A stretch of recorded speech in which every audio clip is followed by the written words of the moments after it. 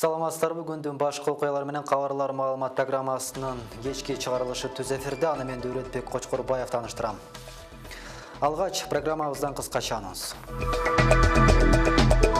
Акчадан акча көбөйтөбүз деп алдангандар, Ошту каржы пирамидасына алдангандар наразычылык акциясына чыкты. Орто Токой суу сактагычын мамлекеттер аралык пайдаланылат. Өзбекстан менен болгон макулдашууну Жогорку кеңеш комитети 3 окууда жактырды. Орусия Кыргызстандын акыркы карызынан кечет. Макулдашууга президент Сооронбай Жээнбеков кол койду. Келерки жылдан баштап Ош шаарында мектеп тартыштыгы жоюлат. Быйылкы жылдан акыркы мектеп пайдаланууга берилди.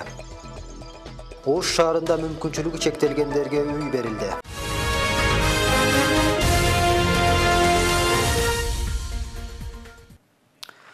Орусия Кыргызстандын акыркы карызынан кечет. Орусия алдында карызды биротоло жою боюнча макулдашууга президент Сооронбай Жээнбеков кол койду.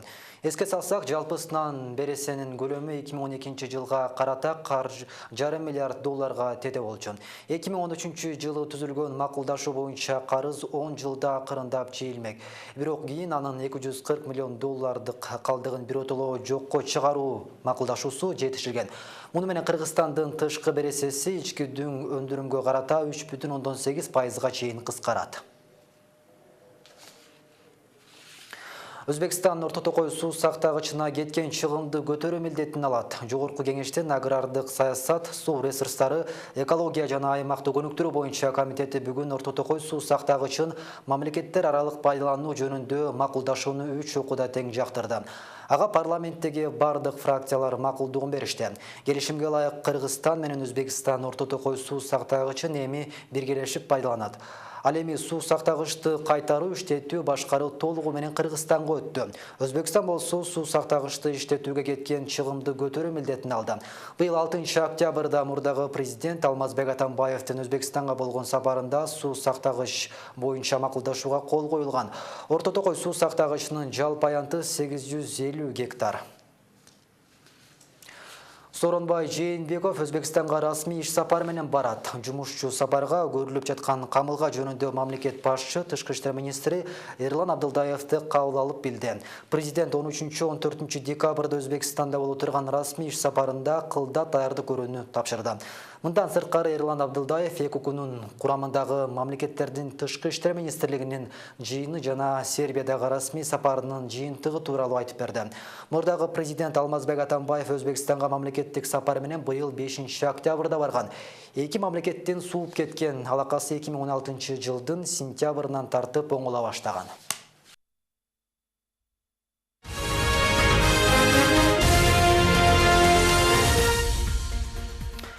Акчадан акча көбөйтөбүз деп алдангандар Ошту каржы пирамидасынын артындагы көз боемочулуктун айланасында наразычылык жаралды.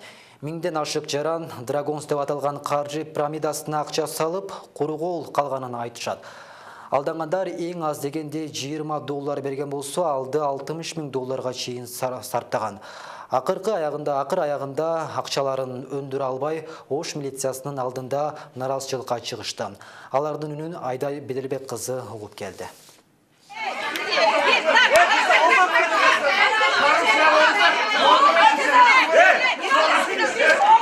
Мында чогулгандардын баары каржы пирамидасына алдангандарын айтышат. Ооз-эки макулдашууга ылайык компания акча салган адамга ай сайын пайыздык өлчөмүн чыгарып бериши керек эле. Бирок жарым жыл өтсө да кошумчасын эмес, өздөрү берген акчаларында кайтара алышкан эмес.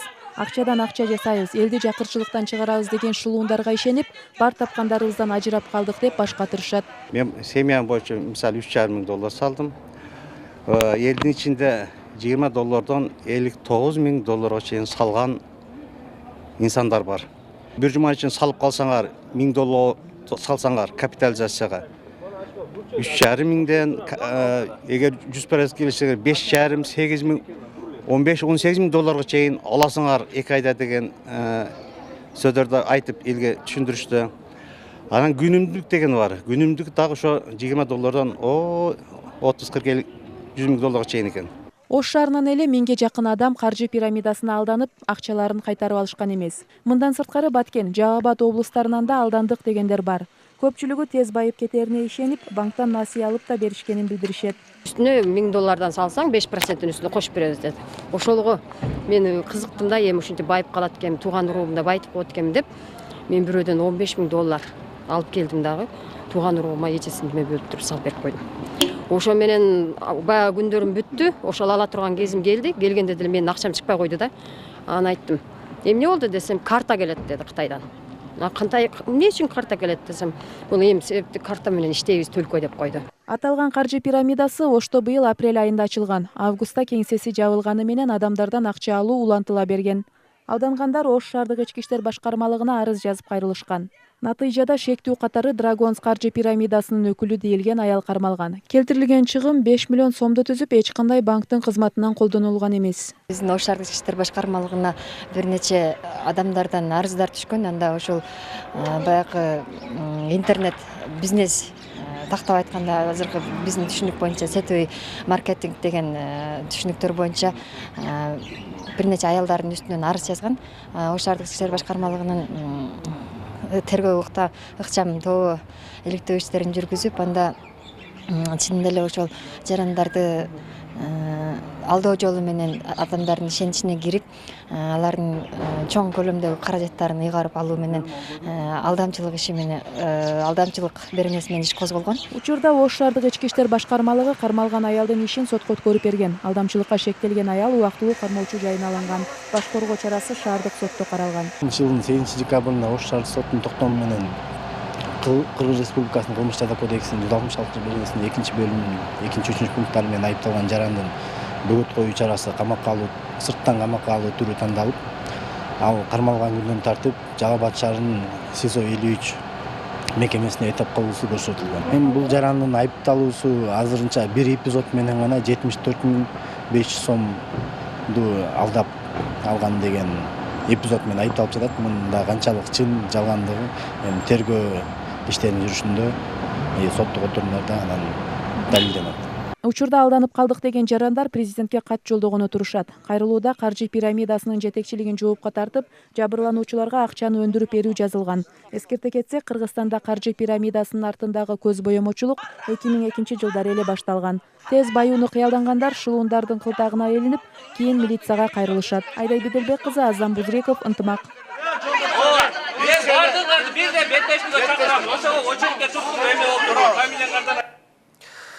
Кыргызстан эгемендикке ээ болуп, капитализмге аралашары менен деле мындай көз боемочу компаниялар каптаган. Ошондо деле дары-дармек саткан же жөн эле акча жасоону сунуштаган шектүү ишканалардан күйгөн адамдар көп эле болгон. Акыркы убактарда каржы пирамидасы айыл жерлерине чейин жетип, карапайым элди калтыгына ыйлай баштаган учуру. Кулачын жайган көз боемочу компанияларды канткенде өкмөт көзөмөлгө ала алат. Деги эле каржы пирамидалардын жоопкерчилигин күчөтүү боюнча эмне кадам жасалган турат? Бул суроолорго укук коргоочу Максат Жорокуловдон жооп алабыз. Саламатсызбы? Саламатчылык.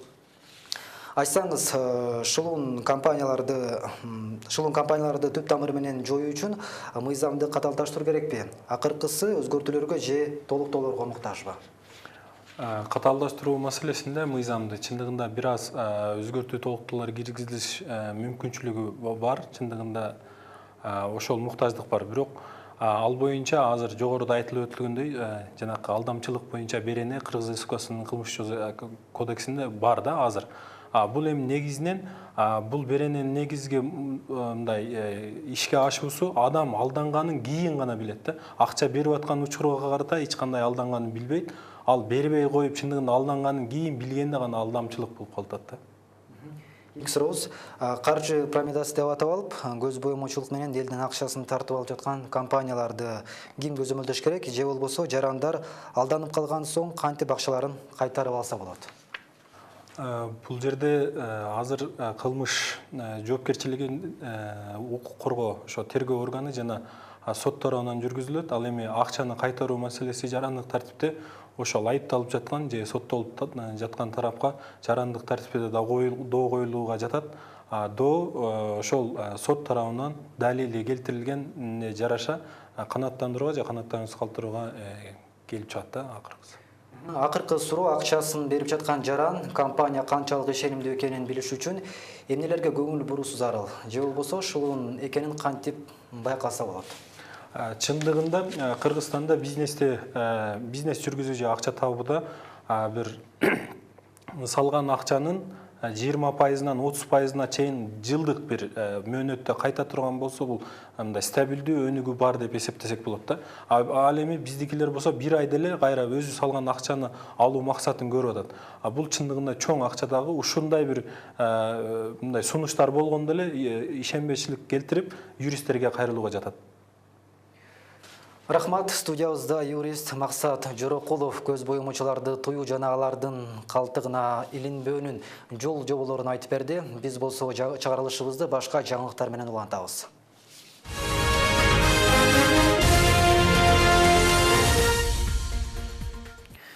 Келерки 2018 жылдан баштап Ош шаарында мектеп тартыштыгы жоюлат. Ал үчүн учурда 6 билим берүү мекемесинин курулушу жүрүүдө. Мындан сырткары Жапалак аймактык башкармалындагы Тейка айылында бир мектеп салынып өттү. Эми окуучулар бардык шарты бар заманбап имаратта билим алып башташат. Ачылуу аземге биздин телетопта катышып кеткен. Маматжан Мырзаев атындагы номер 45 мектептин окуучулары буга чейин ушул имаратта билим алып келишкен. Бул мекеме 1993 жылы курулуп, бирок эскилиги жеткендиги айтылды. Маселен, билим алууга толук кандуу шарттар жок, ошондой эле жан жааган күндөрү тамдарынан суу агып турчу экен. Ошондуктан 2015 жылы мамлекет казынасынан жаңы мектеп үчүн 30 миллион сом бөлүнгөн. Акчага 2 жыл ичинде мынтип заманбап имарат тургузулуп, пайдаланууга тапшырылды. Ачылуу аземине вице-премьер-министр Дайыр Киникеев баш болгон эл өкүлдөрү келген. Кыргыз элине кызмат кылган, кыргыз элине күйгөн уул кыздарыбыз, кыргыздын атын жакшы жагынан башка дүйнөдө чыгарган, өнүгүүсүнө кыргыздын салымын кошкон уул кыздар чыгат деп ойлойбуз. Ошон үчүн дагы бир жолу силерди куттуктап койгонго уруксат этиңиздер. Рахмат. Билим берүү мекемеси 2 кабаттан туруп, 275 орунга ылайыкташтырылган. Эми 300 окуучуга 2 нөмөт менен билим берилип баштайт. Ал үчүн бардык предметтер боюнча өзүнчө кааналар негизделип, колдонмо куралдардан бери орнотулган. Башка класстардагы, мисалы үчүн химия кабинетинде дагы окуучулар отуруп алып эле ордунда эле колдорун жууп, бардык шарттары менен. Мурда лабораториялык кааналарыбыз жок эле, азыр лабораториялык кааналарыбыз дагы бар. Ошон үчүн биз аябай сүйүнүп турабыз.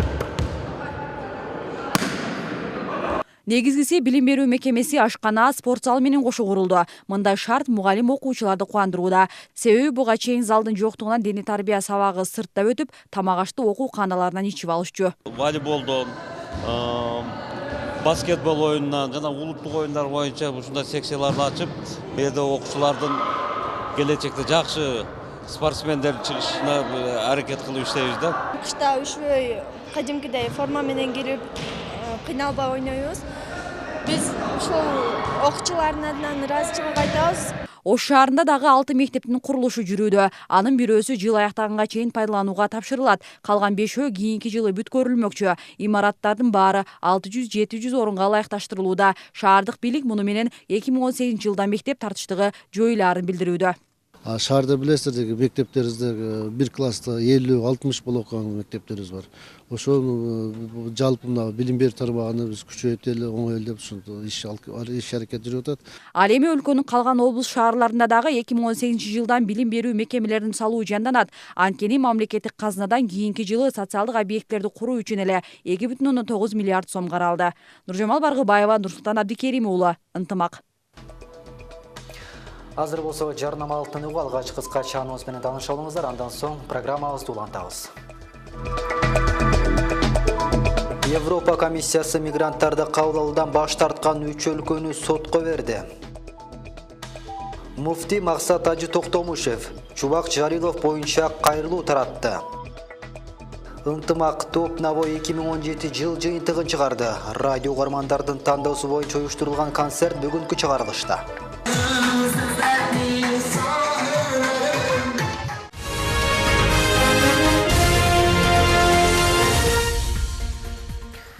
Түз эфирде кабарлар маалымат программасын улантабыз. Ош шаарында мүмкүнчүлүгү чектелген жарандарга үй берилди. Көп кабаттуу турак жай Кытай Эл Республикасынан бөлүнгөн грант эсебинен өткөрүлгөн үчүн акысыз ыйгарылган. Мындай баатирлерге өтө муктаж болгон 66 үй бүлө ээ болду. Арыз таштагандар үчүн атайын комиссия түзүлүп, калыс бөлүштүрүлгөн деп ишендирет кала бийлиги. Алдыда ушул жана башка жаңылыктардын кыскача түрмөгү.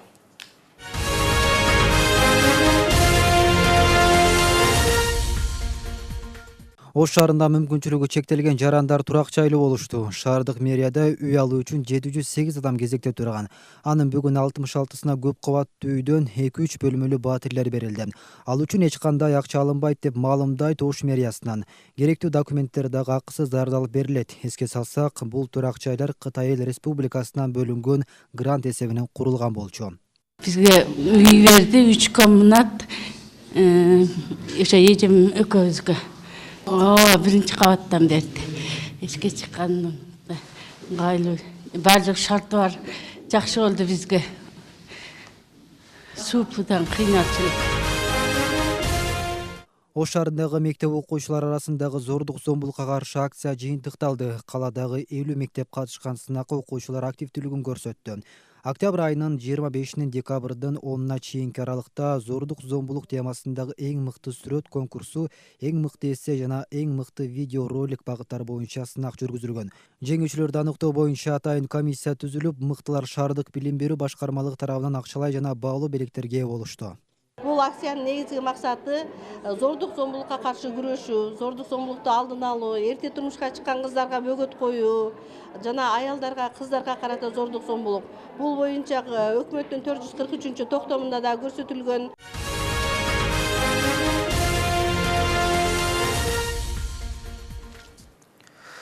Экс-президент Роза Отунбаева Атамекен партиясынын камактагы лидери Өмүрбек Текебаевдин абалынан кабар алды.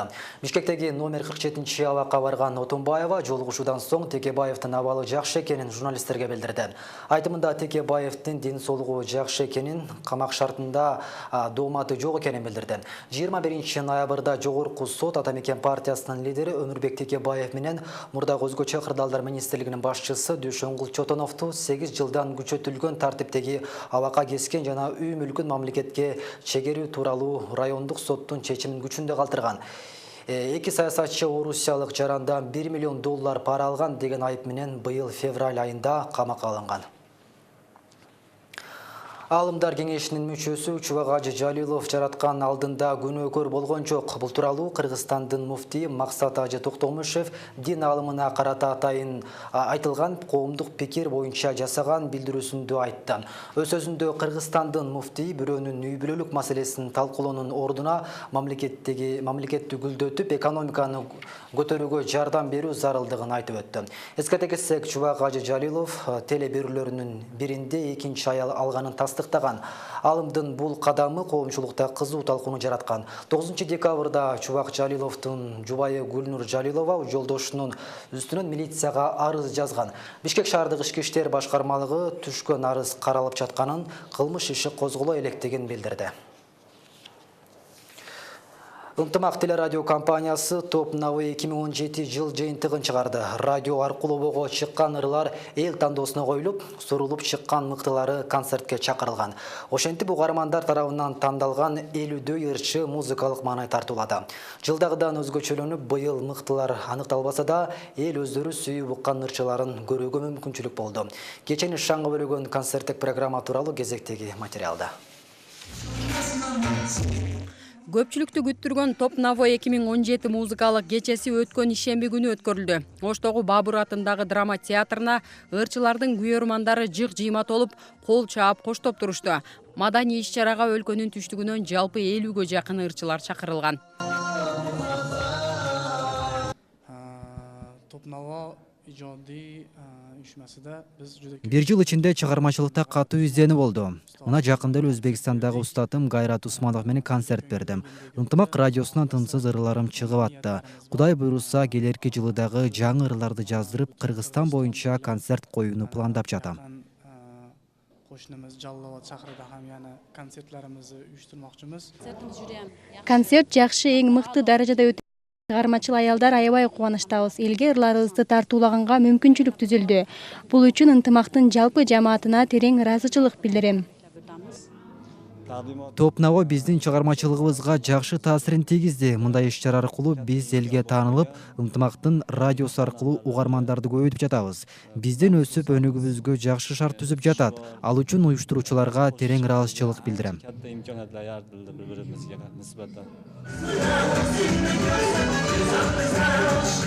Келген элге өзгөчө маанай тартуулап жаткандар ынтымак радиосунун берүүлөрү аркылуу көп добуш алган ырчылар. Ар жума сайын радио аркылуу алардын ырлары жаңырып, элдин добушу аркылуу тандалган. Анын арасынан мыктылары бүгүнкү иш-чарага чакырылган.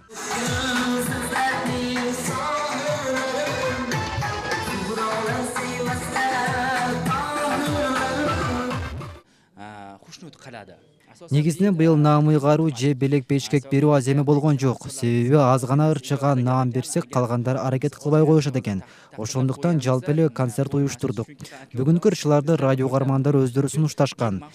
Элдин каалоосун аткарып, ушул иш-чараны уюштурдук. Ынтымак бул сыяктуу улуттар аралык мамилени бекемдөөгө багытталган музыкалык иш-чараны 5 жылдан бери өткөрүп келет. Негизги максат элге маданий маанай тартуулоо жана радио уктурууларды калкка жайылтуу болуп саналат. Жыл сайын күтүп концертти көргөндөр болсо, айрымдар алгачкы ирет күбө болуп жатышат.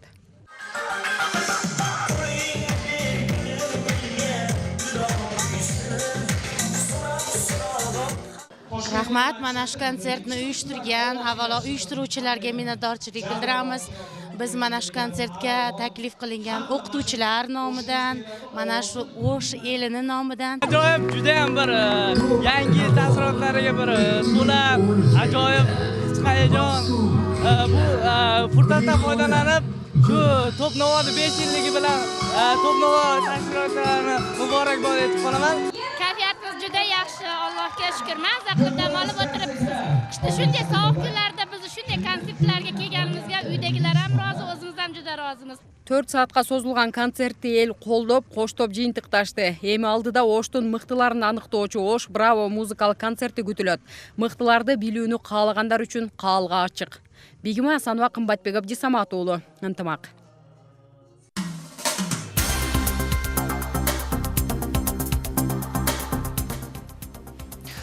Чыгарылышыбыз эл аралык жаңылыктар менен улантабыз. Алгач Алам алкагындагы акыркы жаңылыктардын кыскача топтому. АКШ соту Өзбекстандык иммигрант Сайфулла Саиповдун АКШдагы жана Өзбекстандагы мүлктөрүн камакка алуу чечимин чыгарды. Ал 31 октябрда Манхэттенде жүк ташуучу кичи автоунаа менен 8 кишини сүзүп өлтүргөн деп айыпталууда. Life интернет басылмасы билдиргендей, Саиповдун ата-энеси үйүнөн, өзү болсо 2 фирмасынан ажыратылышы мүмкүн. Маалыматка караганда, эгер Өзбекстан бийлиги АКШнын талаптарын аткарса, анын Ташкенттеги ата-энесинин мүлкү америкалык бюджеттин кирешесине кошулат. Андан тышкары Саиповдун учурда АКШда жашап жаткан жубайы менен балдары да үй жайсыз калышы ыктымал. Туркияда былтыры жаңы жыл түнү Рейна түнкү клубуна кол салган өзбекстандык Абдулкадир Машариповго байланыштуу алгачкы соттук отурум Стамбулдагы Силиври түрмөсүндө өтүүдө. Буга байланыштуу коопсуздук чаралары күчөтүлдү. Түрк прокурорлору Абдулкадир Машариповго 40 кылмышкерге берилүүчү өмүр бою эркинен ажыратуу жазасын 2397 жылдык абак мөөнөтүн сурашууда. Машарипов 39 кишини өлтүрүүгө, конституциялык түзүмдү кулатууга, террордук акт жасоого, кутумчулукка жана курал жарактарды мыйзамсыз сактоого айыпталууда. Ирактын премьер-министри Хайдер Аль-Абади өлкө ислам мамлекети террордуктоонан толук бошотулганын жарыялады. Багдадда сөз сүйлөгөн Аль-Абади Ирактын Сирия менен болгон чек-арасынан бардык тилкеси, анын ичинде чөлдүү райондорудагы Ирак армиясынын көзөмөлүнө өткөнүн билдирди. Мурдараак Ирактын бардык ири калктуу конуштары ислам мамлекетинин жоочуларынан бошотулганы кабарланган. 2014-жылы ислам мамлекети тобу Ирактын аймагынын 3/1 бөлүгүн, анын ичинде кийин халифаттын борбору деп аталган Мосул шаарындагы басып алган. Ирак армиясы күрд жана шиит кошундарынын, ошондой эле АКШ башында турган эл аралык коалициянын колдоосу менен жоочуларга каршы күрөш жүргүзүп, акырындык менен кайрадан аймактарды өз көзөмөлүнө ала баштаган.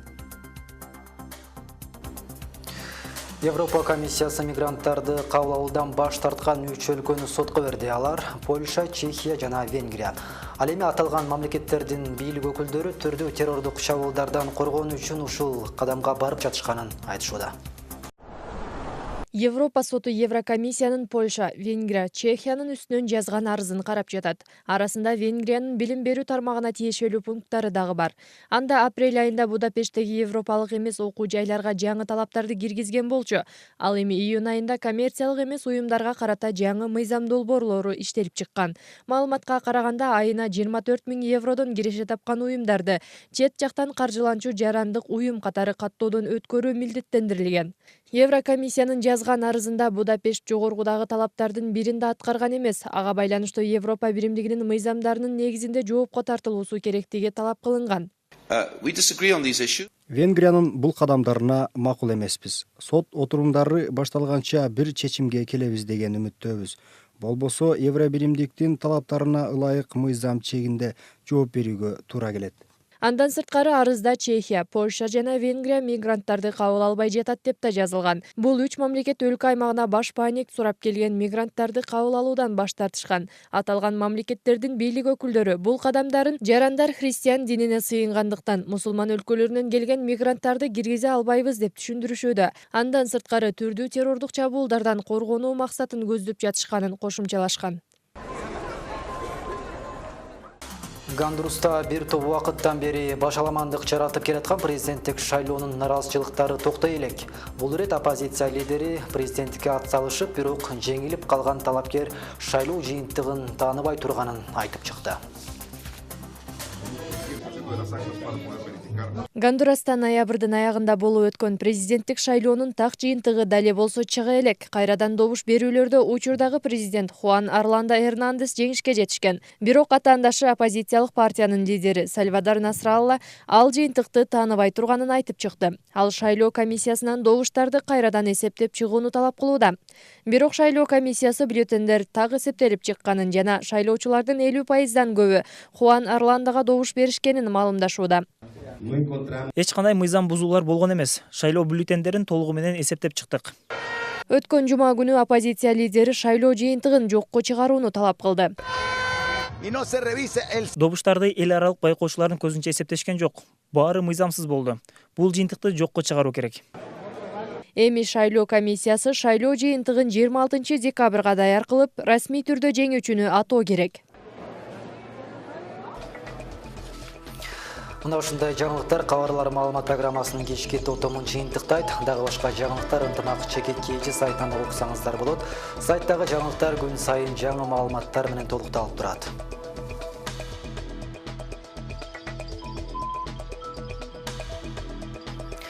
Кечиңиздер жагымдуулансын, аман туруңуздар.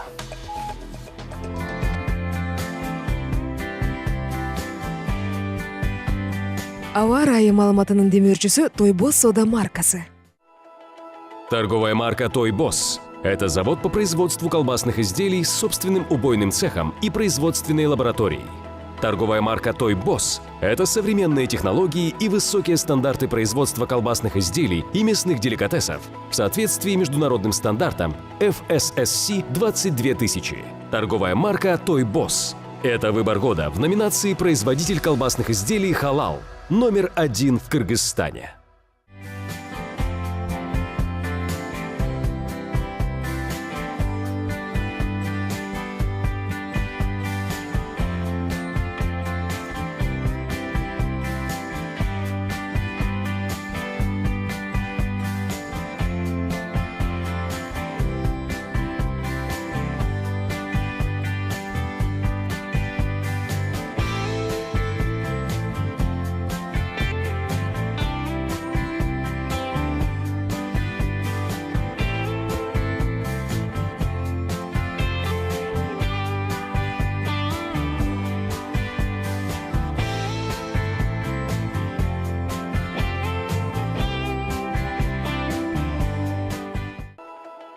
Торговая марка «Тойбос» – это завод по производству колбасных изделий с собственным убойным цехом и производственной лабораторией.